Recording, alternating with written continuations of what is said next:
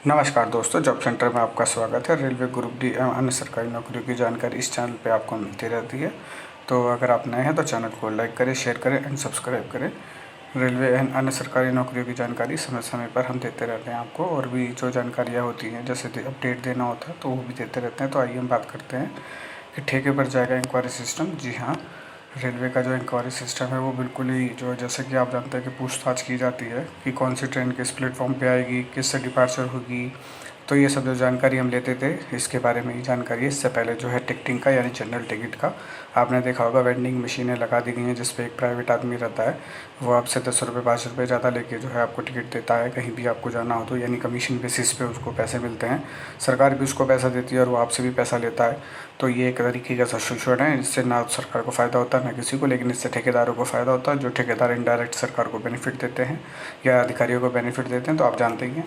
तो यानी टिकटिंग का काम तो पहले ही प्राइवेट जा चुका है। अब ये जो इंक्वायरी सिस्टम है, यानी सरकार के पास इतने आदमी नहीं है कि वो अपने पब्लिक को ये बता सके कि कौन सी ट्रेन कौन से प्लेटफॉर्म पे आएगी या कौन से जाएगी या आज रद्द है या क्या सिस्टम है। यानी सरकार के पास 3 लाख से ज़्यादा वैकेंसी है। जी हाँ, 3 लाख से ज़्यादा वैकेंसी खाली पड़ी हुई है और सरकार उसको भरने की बिल्कुल भी मूड में नहीं है, बिल्कुल भी जल्दी ही नहीं है।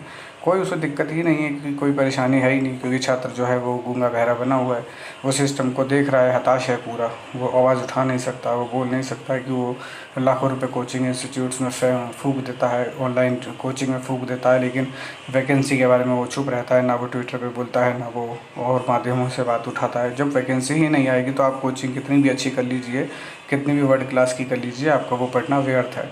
आपका मोटिव होता है कि नौकरी लेना, और नौकरी ही नहीं ले पाएंगे, नौकरी निकलेगी ही नहीं, तो आपको क्या फ़ायदा। उसी तरीके से अभी हम इस टॉपिक पे ही रहेंगे जिस पे हम बात कर रहे हैं। तो ठेके पर जाएगा इंक्वायरी सिस्टम। जी हाँ, ये 14/5/23 की खबर है दैनिक भास्कर की, जिसके अंदर बताया गया है कि जनरल टिकट के जितने भी ठेके हैं, मतलब काउंटर हैं बड़े बड़े स्टेशनों पे, शुरुआत वहीं होती है। आपको पता है कि मोस्टली पब्लिक वहीं होती है, मोस्टली भीड़ वहीं होती है, तो ज़्यादातर वहीं का ही ट्रांस सिस्टम जो है वो प्राइवेट हाथों में दिया जाता है, क्योंकि प्राइवेट वालों को चाहिए प्रॉफिट, मुनाफा।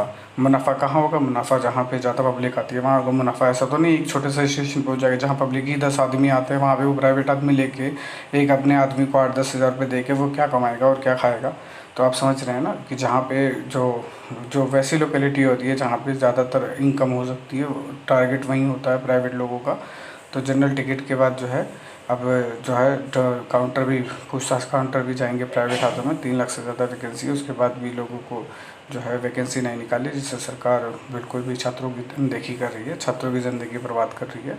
और सरकार के पास 3 लाख प्लस वैकेंसीज़ हैं हर डिपार्टमेंट में, यानी group D group C level पे, लेकिन फिर भी जो है उस पर कोई वो नहीं है, कोई भी निकालने का चांस भी नहीं है। अभी लास्ट 2019 के बाद से कोई वैकेंसी नहीं आई है। 19 और 4 23 होते हैं, 4 साल हो चुके हैं, लेकिन कोई भर्ती नहीं है। तो आइए नोटिस पे चलते हैं।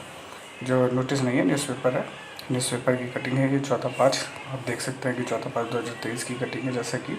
तो उसके अंदर ये बताया गया है कि आपको एक 139 जो रेलवे की पूछताछ से संबंधी या टिकट की PNR संबंधित जानकारी यानी इंक्वायरी जानकारी लेने की जो है नंबर है, टोल फ्री नहीं है, 3.5 रुपये के करीब चार्ज लगता है इस पर। स्टेशन विंडो का लोड होगा कब? जुलाई के बाद रेलवे का इंक्वायरी सिस्टम प्राइवेट हाथों में जाएगा।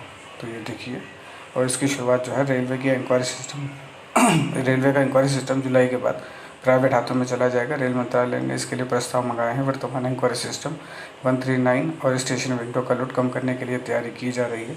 बताते चले कि सबसे पहले उन रेल मंडलों व जोन सिस्टम को प्राइवेट हाथों में दिया जाएगा जहाँ स्टाफ की कमी है। स्टाफ की कमी नहीं है, आपको कमाई की ज़्यादा दिख रही है। वो स्टाफ की कोई कमी नहीं है। स्टाफ की कमी है तो आप स्टाफ को हायर करिए, आप स्टाफ की रिक्रूटमेंट करिए। 2019 के बाद 4 साल हो गए हैं, कोई भी नई भर्ती नहीं निकाली गई है। क्यों नहीं निकाली गई है?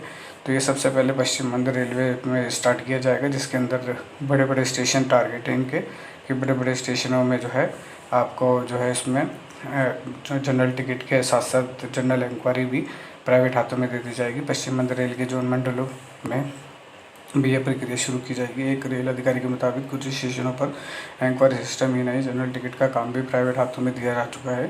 देखिए, जनरल टिकट का काम भी प्राइवेट हाथों में दिया जा चुका है। प्राइवेट फर्म के कर्मचारी स्टेशन की विंडो पर बैठकर जनरल टिकट बेच रहे हैं। हालांकि अभी इस छोटे स्टेशनों पर इसकी शुरुआत हुई है।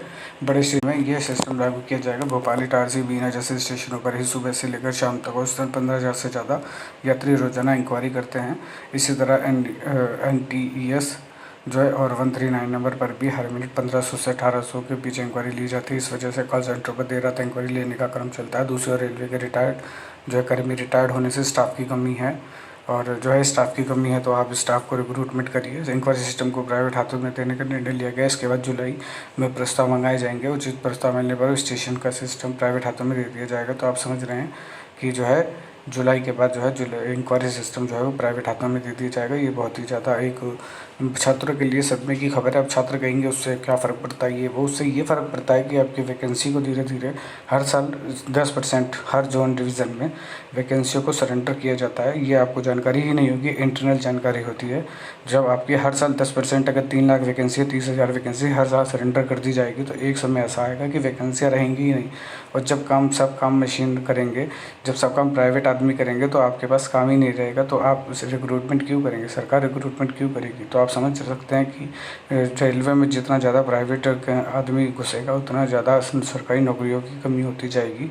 क्योंकि रेलवे को काम से मतलब है, और काम अगर प्राइवेट आदमी कर रहा है, सरकारी नहीं कर रहा, तो भी उसे कोई दिक्कत नहीं, उसे तो काम होने से मतलब है। लेकिन जो है शोषण ये सब बच्चों का हो रहा है, जो लाखों रुपए खर्च करके कोचिंग करते हैं। कोचिंग के बाद उनको कुछ मिलता नहीं है, क्योंकि वैकेंसी ही नहीं आएगी, तो रिक्रूट कहाँ से होंगे। तो यही एक खबर देनी थी आपको। तो जितनी जल्दी हो सके आप नई भर्ती की मांग करें, नए भर्ती कैलेंडर की मांग करें, ताकि उचित समय पे, यानी कि हर साल भर्ती कैलेंडर आना चाहिए। हर साल भर्ती निकलनी चाहिए, चाहे थोड़ी ही निकले, जितनी अवेलेबल है उतनी निकालिए। कोई इसे ये नहीं है कि आप इकट्ठी करके ही निकालिए। तो जितनी वैकेंसी आप उतनी निकालिए, ताकि वो भर्ती हो सके। और हर साल लोगों को जो ओवर एज की वजह से बाहर हो जाते हैं, उनको भी चांस मिल सके। अब 4-4 साल में अगर एक बार भर्ती निकलेगी, तो बहुत सारे छात्र ओवर एज की वजह से सिस्टम से बाहर हो जाते हैं। तो उनके साथ ये नाइंसाफ़ी है। तो हर साल जो है रेलवे का कैलेंडर जारी हो, हर साल रेलवे की वैकेंसी हो, और उसे तय समय में पूरा किया जाए, और प्राइवेट हाथों में रेलवे को ना दिया जाए। जो रेलवे का काम है, रेलवे की राष्ट्रीय संपत्ति हो, जो छात्र इसके लिए एलिजिबल है उनको मौका दिया जाए। अगर वो ना मिले तो प्राइवेट हाथों में देने का काम किया जाए, नहीं तो नहीं दिया जाए। और हमारे छात्र सक्षम हैं इस मामले में कि वो अच्छे से मेहनत कर सके, काम कर सके। तो जो है यही जानकारी आपको देनी थी। अगर चैनल पर नए तो प्लीज़ चैनल को लाइक करें, शेयर करें, सब्सक्राइब करें। और भी जानकारी आएगी तो हम आपको देंगे। Thank you.